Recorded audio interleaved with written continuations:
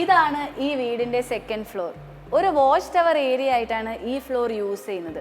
അതുകൊണ്ട് തന്നെ അതിന് മാച്ച് ആകുന്ന രീതിയിലുള്ള സ്കൈ ടൈപ്പ് പാറ്റേൺ ആണ് ഇവിടെ യൂസ് ചെയ്തിരിക്കുന്നത്.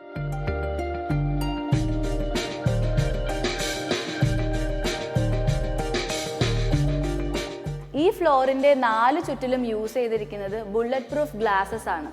അതുപോലെ തന്നെ ഇവിടുന്ന് നോക്കിക്കഴിഞ്ഞാൽ കണ്ണൂർ എയർപോർട്ടും പരശ്ശിനിക്കടവ് ക്ഷേത്രവും നമുക്ക് കാണാൻ സാധിക്കും.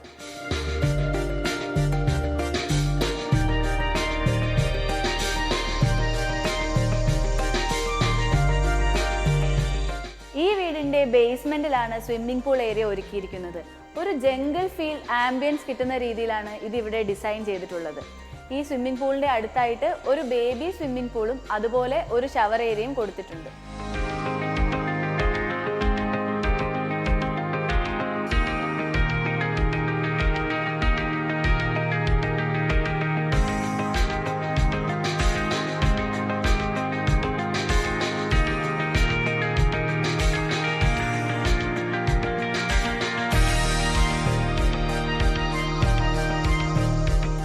ഒത്തിരിയേറെ പുതുമകൾ നൽകുന്ന ഈ വീടിന്റെ വിശേഷങ്ങൾ എല്ലാവർക്കും ഇഷ്ടമായി എന്ന് കരുതുന്നു.